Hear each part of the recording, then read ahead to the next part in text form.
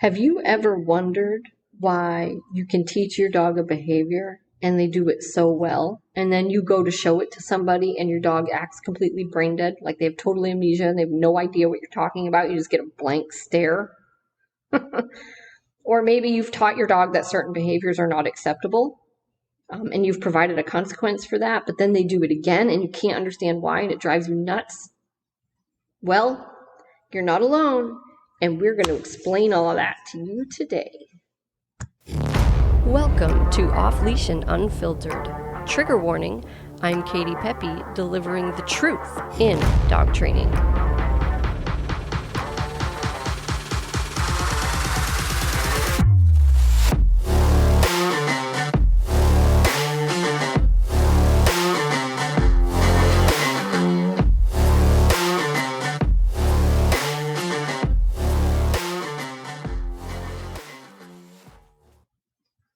So I just want to go ahead and apologize right now that the audio quality on this podcast is so poor, and I know it's not the first one.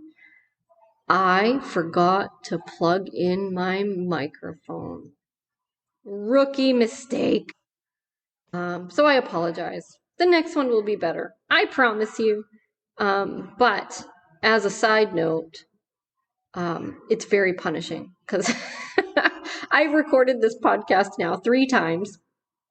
And I just realized that I didn't have my microphone plugged in, and I am ready to stab myself in the eyeballs, really. So very, very punishing, which is good because that means I won't forget next time.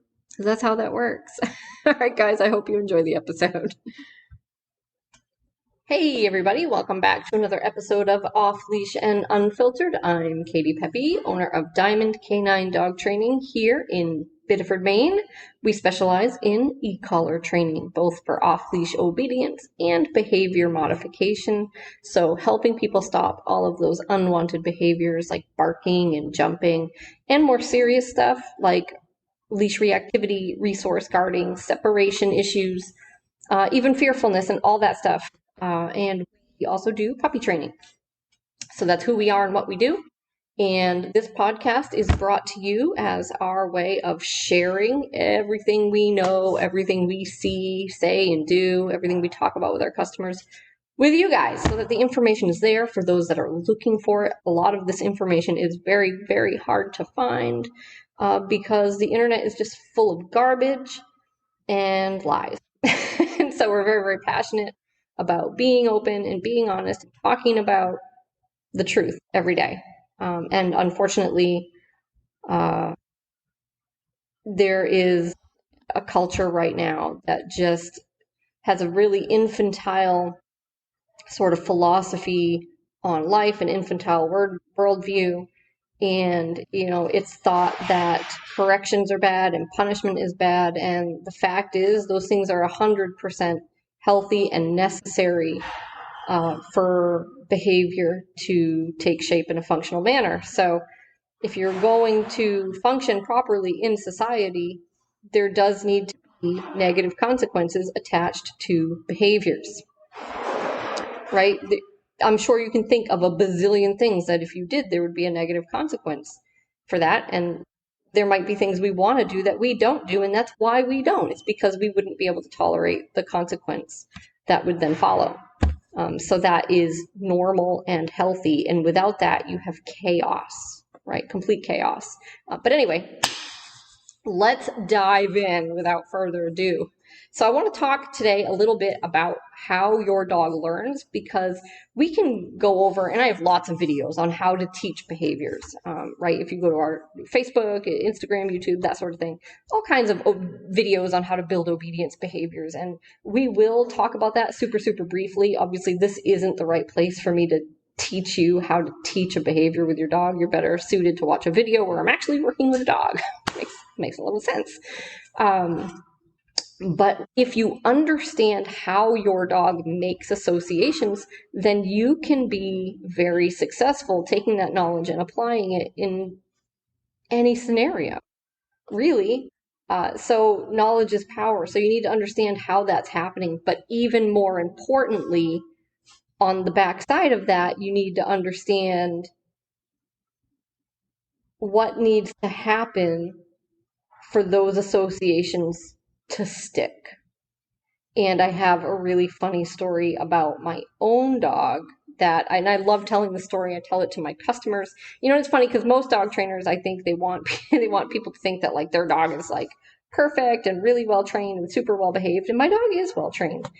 Um, but it's embarrassing to tell people that your dog ever does anything wrong. But they're dogs, man.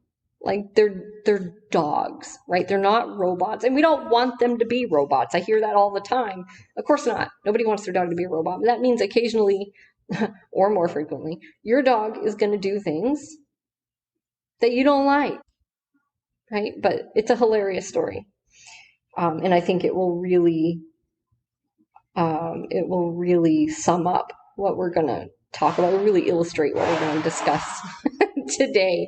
So anyways, let's just briefly talk about, I don't like to spend a lot of time on like the boring technical stuff, but let's just briefly talk about how your dog learns, right? So your dog learns through associations. Basically, they learn through patterns, right? So you have to think, when you're thinking about how do I teach my dog pattern? How do I get them to make the association I want them to make? Think of things as predictors. So if you've ever heard of Pavlov and Pavlov's dogs, where he basically conditioned the dogs when they heard a bell ring to salivate, right? And he did that by attaching the bell, the sound of the bell, to the act of getting food. And so after enough conditioning, after enough repetition, you could remove the food, and when you ring the bell, the dogs would salivate. Whereas obviously before all of that conditioning, if you rang the bell, the dogs would not salivate because there was no association made. So that illustrates really well how to make an association. So when you think about that process, the first thing that happened was the bell rang. And then food was introduced. Now that's really important, right? So far this sounds like, well, duh.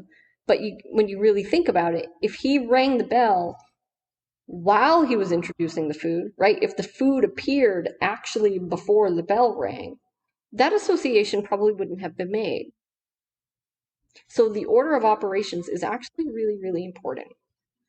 And that is the reason why when we are teaching a command, we don't say the word right away. Like that's part of the reason. We teach the dog the behavior first, and then we start saying the word. Okay, so let me back up. That sounds really confusing.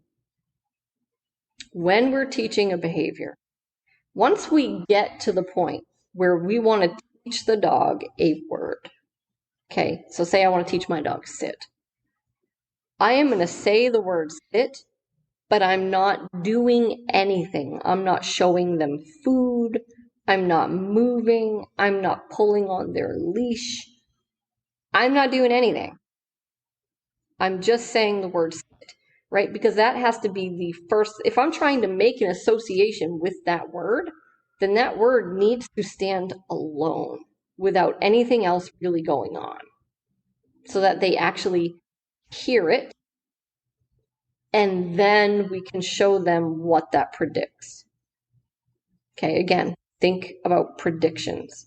So we say the word sit, then once we're completely done saying the word, it has landed on their ears and they heard it, now we can come into the second step with the predicted behavior and get them to sit, right? Because just saying it isn't going to get them to do it. They don't know what it means yet. It's like talking to someone that speaks a different language.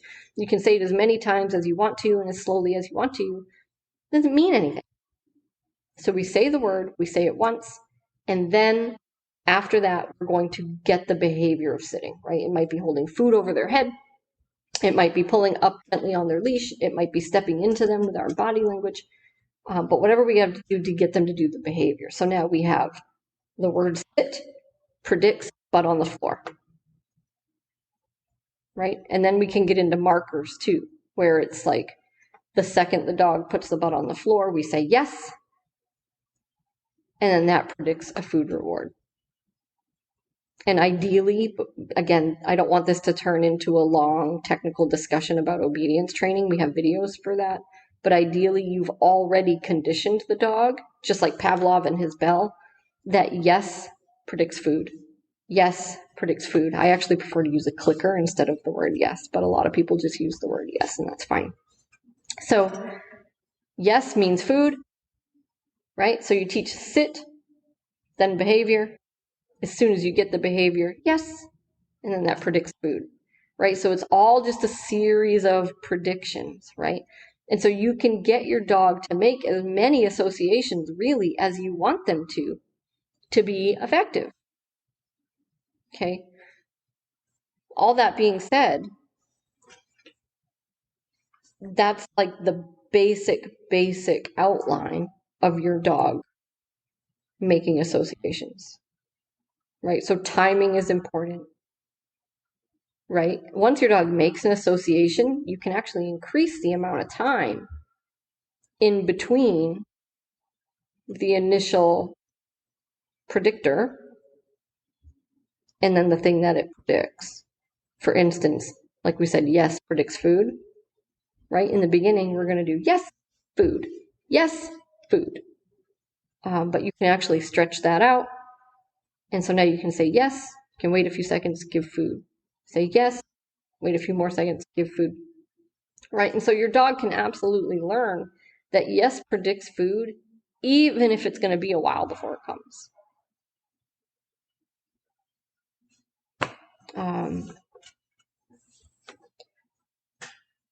So making associations is actually what we're doing when we're teaching an obedience command. We're attaching a word to a behavior, and we're attaching the execution of that behavior to a reward.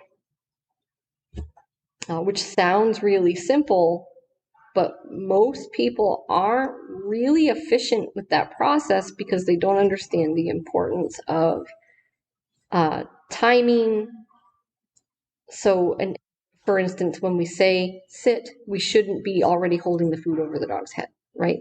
It has to be one thing predicts another, predicts another. You can't do them together. You won't get the same associations. Your training will take much, much longer. So you have to look at your sequence and make sure you're actually slowing yourself down and you're taking it one step at a time so your dog can clearly hook A to B to C to D. Really, really important. But watch some videos so you can get a better idea about, if you're trying to teach your dog some new behaviors, so you can get an idea about exactly what it should look like so you can see hands-on how that sequence operates and how the dogs are making those associations. But even once your dog makes that association, you're not necessarily done, right? Because now we have a thing called generalization. And generalization basically means your dog has the ability to learn that things only mean things in certain contexts. And so if you're only doing, for instance, let's just take the sit scenario that we just talked about. If you're only doing that in your living room when you're alone, well, it might not look the same when you're in your living room and your family is. It might not look the same when you go out in the front yard. It almost certainly won't. It might not look the same when you go out to the park or to a busy store. Again, it almost certainly won't. Right? Number one, because yes, it's harder. But number two, none of that stuff has been part of the picture. So your dog is taking a picture of everything. When they're learning patterns and they're learning associations, they're taking a snapshot of everything going on. And so if you change even just one thing in the environment, it can alter the behavior. It can alter the association. And so that's why it takes a little bit of time to do obedience training. That's actually why it's harder to build up a new behavior versus just eliminate a behavior, which is pretty simple. So number one, you're asking the dog to learn to do something, which is harder than not doing something. But then you're teaching the dog to learn that is the case in every scenario. When I say this word, I want this behavior. You have to go through the trouble, excuse me, you have to go through the trouble of making sure your dog knows that association should be the same in every environment, whether it's light, whether it's dark, whether we're alone, whether there are people, whether there are other dogs, whether we're outside. So you needed to put in those reps to make sure your dog sees that same exact A, B, C, D in a variety of contexts. So they start to generalize it. So they know, yep, it is always this word followed by that behavior. And that takes reps. And then, the generalization piece leads us into our discussion about discrimination. So like I said, your dog is taking a snapshot of everything that's happening around them. So they learn the pattern in every context. Okay. So let's just say that you're the type to feel a little bit self-conscious about correcting your dog. Actually, before we talk about that, let's just back up a little bit and talk about eliminating behavior. Let's talk about punishment, because we've been talking about reward and building associations to build new behaviors, to build obedience behaviors. Let's talk a little bit about stopping behaviors. It's much, much simpler. It's usually much faster, which again, it blows people away because they feel like stopping behaviors is so difficult. It's not usually. Building behaviors is much, much more complicated. So we just talked about all the generalization that needs to take place. And there's a lot we didn't go into about getting your dog to do the behaviors because they don't know what you want. When it comes to eliminating behaviors, there's really not a lot of training that needs to happen. It's just an association, right?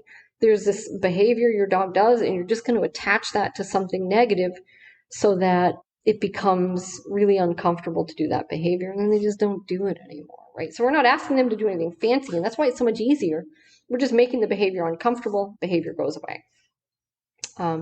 So both with reward consequences, right? You should have a marker. We talked about using the marker of yes, and the timing of that needs to be really good. As soon as your dog does the behavior, you use that marker, and then you follow that with your reward. Same thing with unwanted behaviors. Your dog is going to do something you don't like. Let's say they run up to someone and they jump. In that moment, you're going to use a marker. Your marker is probably going to be no. It can be anything you want, by the way. It doesn't matter. But we use the word no. Most people use the word no. So dog jumps up, we say no, and then we follow that no with a punishment, right? So usually that's going to be a higher stimulation on an e-collar, but it could also be a good firm leash pop if your dog has a leash on. It could be a bonk with a rolled up towel, right? So rolled up cotton towel, you say no, and then you take the towel and you go and you bonk the dog right on the head. It won't hurt them, it's just the towel, but you need to do it very firmly, right? And so different dogs respond differently to different things, right? You should do whatever is the most effective for you and your dog. But ultimately, at the end of the day, you can get creative with it as long as we're not causing any harm to the dog, and it's effective and it reaches the end goal of behavior eliminated. That's all that matters. Nothing else matters. Some people use noisemakers, spray bottles. I don't really like that stuff because my experience has been that, a lot of times you have to do it a few times, which is okay, but then the dog just starts to blow it off because they don't care about it that much. They go, oh, it's just a noise. It doesn't do anything. And so that's not super effective long term at actually eliminating a behavior. But so the timing of your marker, right? No, as soon as the dog does the behavior or is about to do the behavior, and then you, again, follow that with a correction. You don't do them at the same time because your dog needs to clearly see a prediction. They need to clearly see, I heard no when I did this behavior, and I know that no is attached to a punishment, which is then coming, right? So it has to be one and then two. They can't happen together. That's much less effective. Okay. Now, discrimination. This is where my funny story will come in. But because the dog is taking a snapshot of everything that's going on, they will learn when things don't apply. They will learn when you don't follow through. They will learn when that behavior isn't expected. They will learn when there is no correction for bad behaviors. So we just talked a little bit about the correction process. Let's say that you are the type to feel a little bit self-conscious about correcting your dog, or maybe just in front of certain people, right? So maybe it's your mother. Let's just say it's your mother that just thinks it's so mean that you correct your dog for doing his monkey business. And so when your mother comes over, you tend not to correct the dog. Well, guess what? Your dog's going to figure that out real fast. And so you may very well have a dog that's well trained and well behaved and everything's going swimmingly. And then when your mother comes over, suddenly your dog turns into a real jerk. And that is normal, right? Because your dog has experienced that things are different. So he saw that same snapshot with you and that there's accountability for certain behaviors. But then when your mother comes over, he's experienced that that accountability isn't there anymore. So your dog isn't trying to be a jerk. Your dog is just doing what they've learned. They're literally doing what you have taught them to do. That is just reality, right? So people will tell me, like if we're having discussions about this stuff, they will tell me what they think they've done and what they think has happened and what they think their dog has learned or knows, but the dog will tell the truth, right? So if you tell me that your dog starts acting up and like getting into the garbage or something when your mother comes over, then I know that it's because he's not getting corrected in that situation. So he has made that discrimination. There's a very good trainer out there who, Gary Wilkes, who if you don't follow him, you should follow him on social media. You will learn a ton. And he actually made a post one time about a client he had where they taught the dog when the door was open that he cannot go through the door, right? There will be a negative consequence for going through the door unless the door stopper is faced in the other direction. And then it is okay to go through the door. So your dog can absolutely make those associations if you're willing to put in the work, the time, the effort, and the consistency, right? So we don't often do things like that, mostly because it is a lot of effort and it is a lot of consistency, and people's lives are just busy and chaotic. And, you know, if you're going to have the door open and you're going to have the doorstop facing in the direction where the dog can't go through the door, then you need to address it if they do. And you need to correct that dog meaningfully if they do. Otherwise, the whole thing is just going to go down the drain. So, but I thought that that one was a pretty cool one and a really good example of how your dog is taking a picture of everything that's going on. And so if you change one thing and you're willing to put in enough reps to show them that pattern, that prediction, they'll learn it. They'll learn it. So pretty cool stuff. But back to discriminations. So funny story about my own dog. He likes to eat the cat food. And it's funny because this is a story about my mother. So my mother is the type that will put the cat food, when she comes over, she'll put the cat food, you know, up on the counter or, you know, on the pellet stove or something, so that the dog can get it. And we don't do that at my house. The cat food belongs on the floor. I'm not going to hide the cat food. I'm going to teach the dog to stay out of the cat food. So I've done that. Okay. If I'm home, my dog will not touch the cat food. It can sit on the floor. He can roam freely. He won't touch it.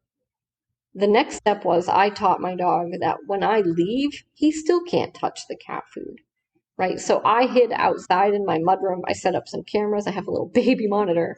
And sure enough, I opened up a nice fresh can. I went and hid out in the mudroom. And the second he was about to get into that cat food, I gave him a very, very high correction on his e-collar, and I made that cat bowl very, very hot.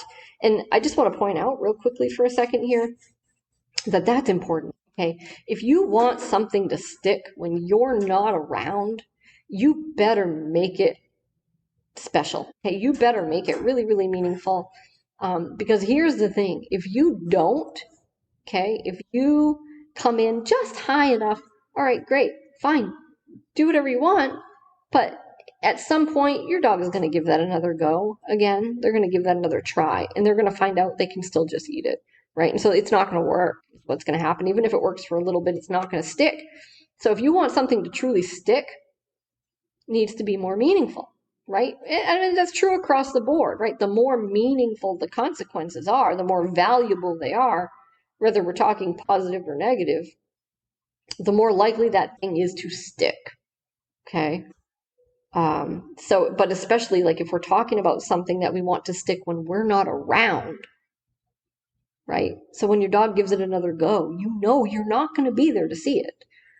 So it's really, really important to have a very meaningful consequence for those kinds of things. So like counter surfing, getting into the garbage, those are things we really set up to happen when we're not around.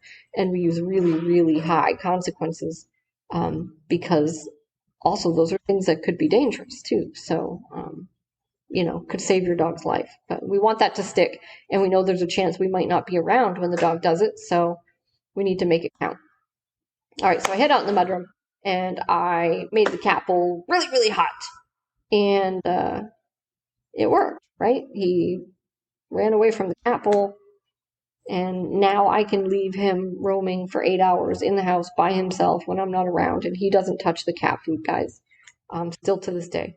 So, but by the way, and just as another side note, I didn't trust him after one time, right? I set it up a few more times just to see what he would do.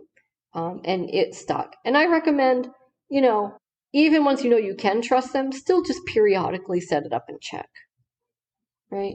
Just periodically set it up and make sure that the behavior is not thinking about regenerating.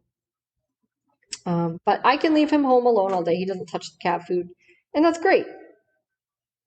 But if my mother is there, right, because my mom will come over and she helps us out a lot, and I really appreciate it, Mom. But, and she'll come over to spend time with my daughter, her granddaughter, and it's great. But when she's there, if I leave, if I have to go to work, and she's there, the dog just eats the cat food. So it blows people away because I can leave him alone in the house for 8 hours. Literally, he can roam around and walk by that cat food 100 times and he doesn't even think about eating it. But if my mom is there by herself, it's the first thing he'll do. He'll go over there and eat the cat food. But there's really no mystery in that at all if you understand how associations and patterns work, right? So it's not the dog trying to be a jerk. He's just doing what we've taught him. So he's just learned that when my mom is there, it's like, yeah, kick back, it's a free-for-all. Because my mom's she's not going to do anything. She's not going to correct him for that stuff. And so, we've now had a discussion about that, and I can't make her hold him accountable, but then he needs to be in his kennel when she's there because I just that intolerable. So, but that's just the pattern that he's been presented with. Nothing more, nothing less. So people tend to read into this stuff. They tend to be blown away that the dog is so smart or such a jerk. Or it's like, no, plain and simple. This is just the pattern that is the truth, right? So the dog always tells the truth. And the truth in my dog's case is he can't eat the cat food when I'm there. He can't eat the cat food when he's alone, but he can eat the cat food when she's there and I'm not. And he just knows.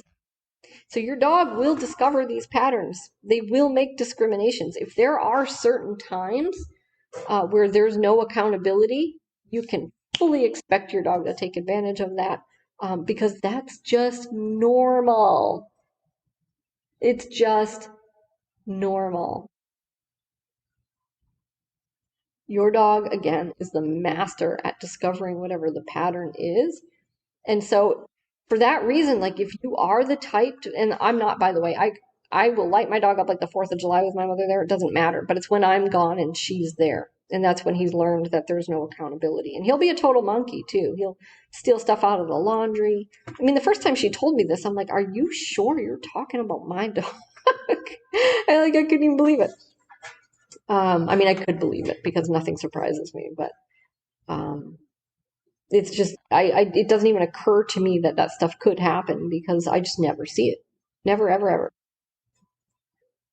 But so if you are the type to feel like if you're struggling with feeling judged, with feeling criticized, if you are self-conscious about providing accountability for your dog for behaviors that you don't want to be part of their repertoire, it really pays to be aware of that. And yeah, I'd like to say, work on that and do better.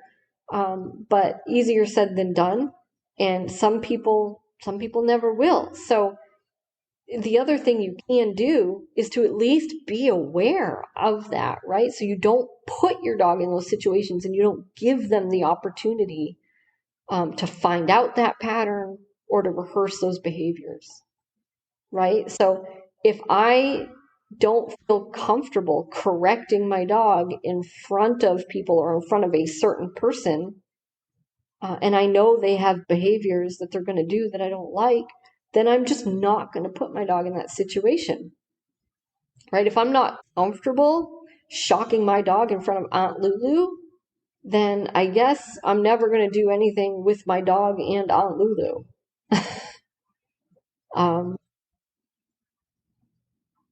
And that's too bad to let people dictate that. But I think at the very least, if you're just not there yet and you're not comfortable with certain things for some reason in certain environments around certain folks, then just don't put your dog in that position. Don't put yourself in that position where you're struggling with what to do, right? Because it's just miserable. Like you're trying to teach your dog certain things or not to do certain things and to be well behaved and to be the dog you want. And you were so excited about it, right? When you started out and you thought, oh, I'm going to teach my dog all this stuff and he's going to be so well behaved and it's going to be so great and I'm going to be able to take him anywhere. And then you're in this position where you're uncomfortable and you're stressed and you can see your dog starting to act up and you're having that social dynamic that you don't like. And you're trying to control your dog's behavior with the leash, or like you're trying not to say anything to offend anybody. And who wants to do that? Like, I don't want to do that, right? And I mean, granted, I'm the type to just tell people to go screw, but it's like if you're not, or if with certain people maybe you're not, then just don't put yourself in that position because your dog will see that pattern, and it will just serve to frustrate both of you more. Over the long haul, right? Because you can't eradicate and eliminate a behavior that you're going to allow the dog to do sometimes. Like that behavior is going to stay in their repertoire. And they're just going to know. They're going to know that they can still do it. And that's just not helpful. It's not helpful to you. It's not helpful to them.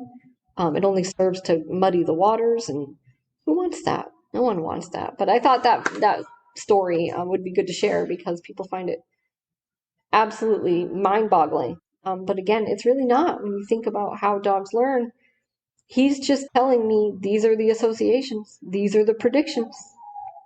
And the dog will tell the truth every single time. All right, guys, that's it for today. Thanks for joining me, and I look forward to next time.